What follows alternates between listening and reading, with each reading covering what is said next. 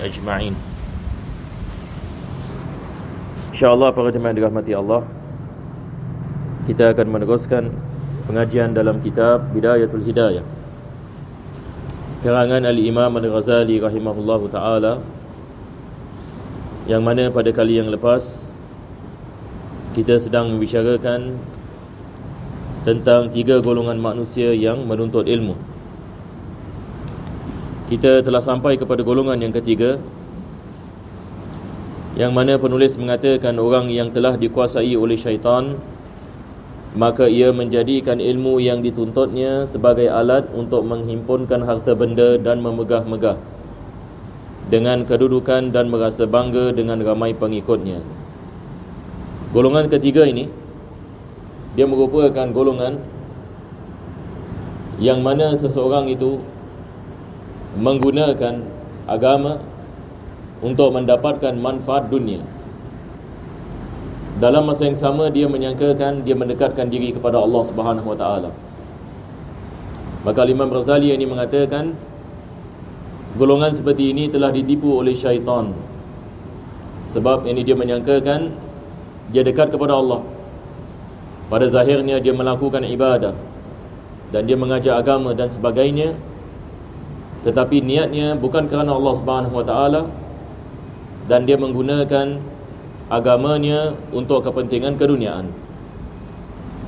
Al-Imam Ghazali menukilkan ayat dalam Al-Quranul Karim, firman Allah Subhanahu wa taala, fa'udzu billahi minasyaitonir rajim, ya ayyuhalladzina amanu lima taquluna ma la taf'alun.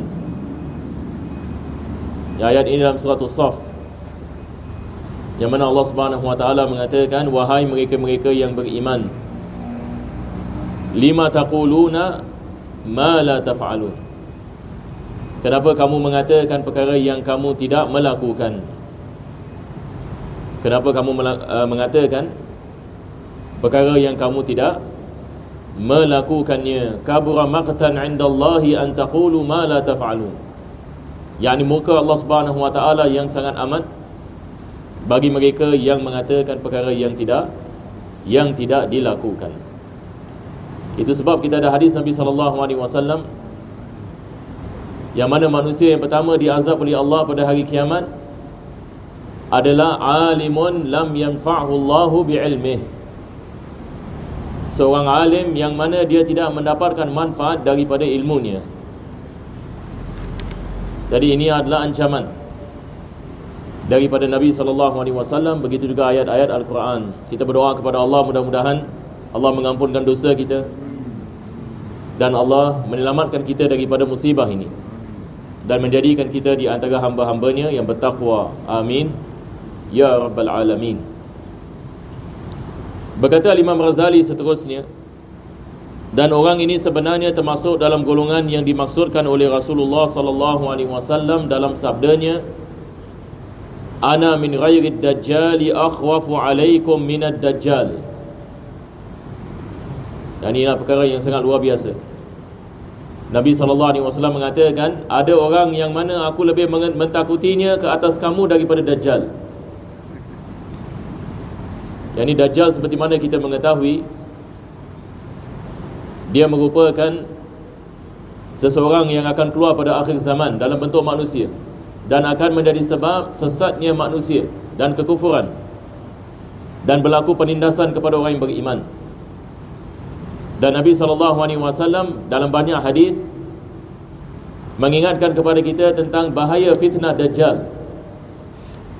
Dan Nabi mengatakan, semua Nabi-Nabi sebelum aku mengingatkan umat mereka tentang Dajjal. Semua. Sebab fitnah ni sangat besar sekali. Ramai orang akan terkesan dengannya. Dan Nabi SAW mengatakan, aku akan memberitahukan kepada kamu sesuatu yang tidak disebutkan oleh para Nabi sebelumku, iaitu salah satu daripada matanya a'war, yakni salah satu daripada matanya yakni terkeluar seperti buah anggur. Ini adalah daripada sifat ini jasmani, yakni Dajjal. Allah Subhanahu wa taala ini melaknatinya, dan orang yang beriman akan mengetahui dia adalah Dajjal. Tetapi orang yang tidak beriman yakni akan menyangkakan ini adalah seorang nabi yang diberikan mukjizat. Sebahagian yang di golongan yang lain akan mengambilnya sebagai Tuhan dan sebagainya. Tetapi Nabi SAW mengatakan, ada manusia yang aku lebih takut ke atas kamu daripada Dajjal. Ini hadis yang Nabi mengatakan. Siapakah orang ini? Faqila ma huwa ya Rasulullah. Sahabat menanyakan kepada Nabi, ya Rasulullah, apa ni? Apakah perkara tersebut yang kau lebih takut ke atas umatmu lebih daripada Dajjal? Maka Nabi SAW mengatakan, faqala ulama usu. Siapa yang Nabi lebih takut daripada Dajjal ke atas umatnya? Maka Nabi mengatakan ulama usu. Maka di sini kita ada istilah ulama usu. Yang ini perkataan yang ulama, dia adalah jamak bagi alim.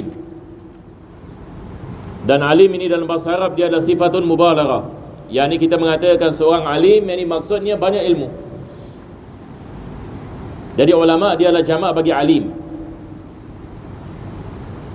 Jadi ulama ini dia adalah jamak. Satu kita panggil alim, ramai ulama. Cuma biasa dalam bahasa Melayu kita mengatakan fulan bin fulan seorang ulama. Kalau dalam segi bahasa Arab salah. Kita tidak boleh mengatakan sedemikian. Sebab ulama jamak. Jamak dalam bahasa Arab ini maksudnya 3 dan lebih. Jadi kalau satu orang kita panggil alim ataupun alim.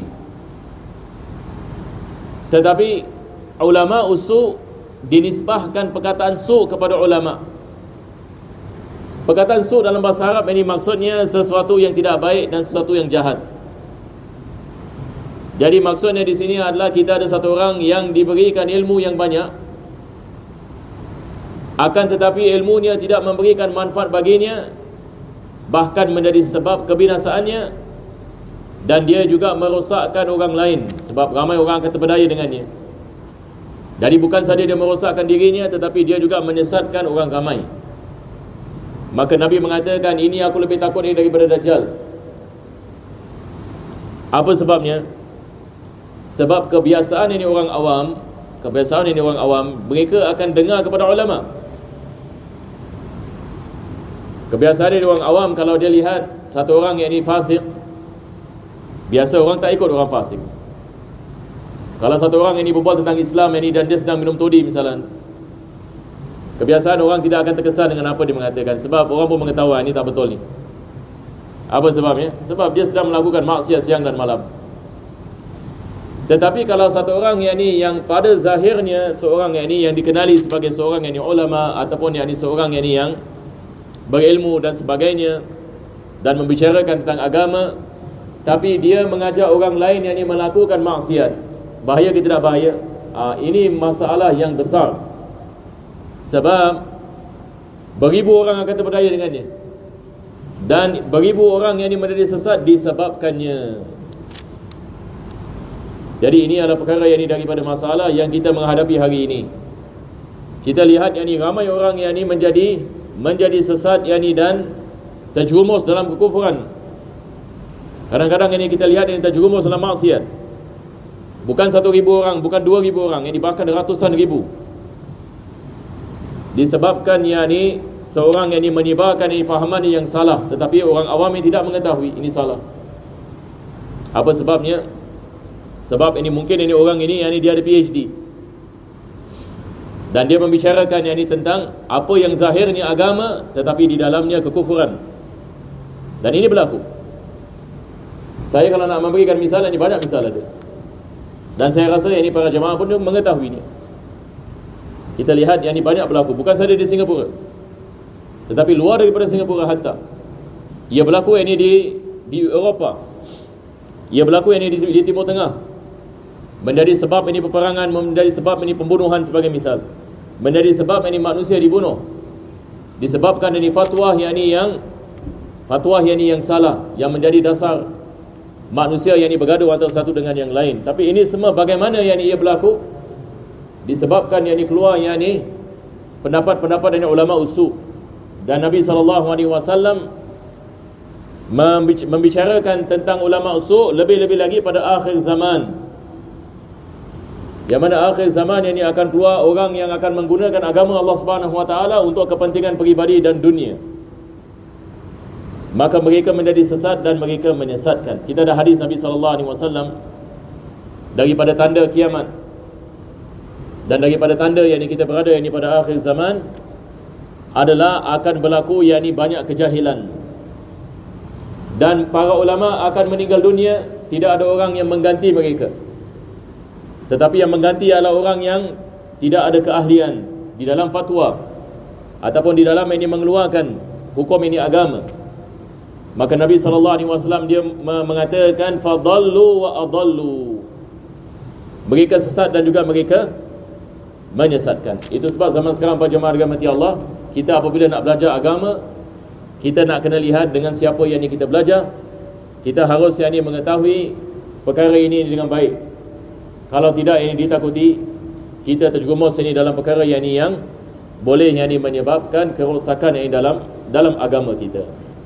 Kita berdoa kepada Allah Subhanahu Wa Taala, mudah-mudahan Allah selamatkan kita di dunia, selamatkan kita di akhirat. Kita baca lagi sikit. Al-Imam Ghazali yang beliau apabila menukilkan hadis ini, beliau mengatakan Dajjal itu tujuannya sudah jelas untuk menyesatkan manusia. Tetapi ulama su' ini walaupun lidahnya pandai memalingkan orang lain daripada cinta dunia, namun amal dan perbuatan mereka adalah mengajak orang lain membuat kejahatan kerana amalan seseorang itu lebih berkesan daripada percakapannya. Dan orang ramai lebih mudah tertarik dengan perbuatan ulama su' daripada perbuatan mereka. Yakni sekali lagi, orang awam yang dia lihat ini kepada satu orang zahirnya alim, tetapi yang ini dia melakukan maksiat. Orang awam akan menyangkakan ini benda betul walaupun dia maksiat. Apa sebabnya? Sebab ia dilakukan oleh seorang yang dikenali yang ini akan ilmunya, dan orang lebih terkesan dengan perbuatan daripada percakapan. Yang ini maksudnya Imam Ghazali mengatakan di sini, apabila yang ini para ulama ini rosak, orang awam akan menjadi rosak. Apa sebabnya? Sebab ini orang awam yang ini dia ikut yang ini kepada para ulama. Kalau orang yang ini yang dikenali ataupun dikenali yang ini akan keilmuannya dan sebagainya melakukan maksiat boleh dianggap yang ini sebagai ketaatan oleh orang awam. Apa sebabnya? Sebab ia dilakukan oleh fulan bin fulan, ia dilakukan ini oleh doktor ini fulan bin fulan, takkanlah ia salah.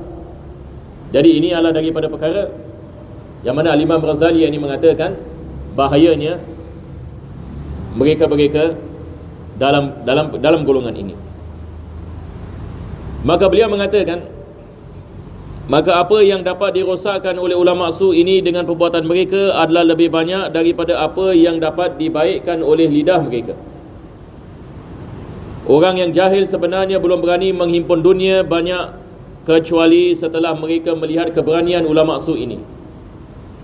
Yani apabila ulama su' ini melakukan maksiat dan melakukan perkara-perkara yang menjauhkan dirinya daripada Allah, orang awam ini juga akan terkesan dengan perbuatan mereka dan mereka juga melakukan perkara yang sama. Maka ilmu yang ada pada mereka menjadi sebab keberanian orang ramai membuat berbagai maksiat. Jadi mereka menjadi sebab ini manusia melakukan maksiat. Maka inilah yang sangat dibimbangkan oleh Nabi SAW. Jadi ini adalah syarah yang dibagi hadis tadi, yang mana Nabi mengatakan, aku lebih takut ke atas umatku daripada Dajjal.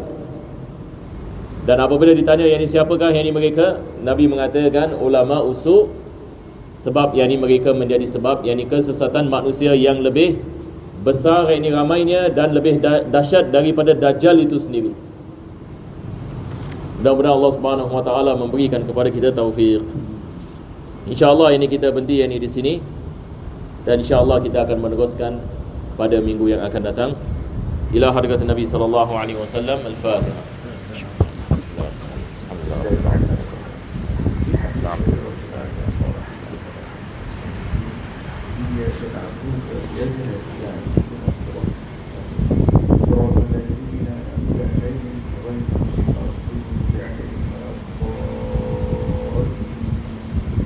آمين يا الله آمين يا رحمن آمين يا رحيم. ربنا تقبل منا دعاءنا إنك أنت السميع العليم وتب علينا يا مولانا إنك أنت التواب الرحيم. دعواهم فيها سعادة اللهم وتحياتهم فيها سلام وآخر دعواهم الحمد لله رب العالمين. تقبل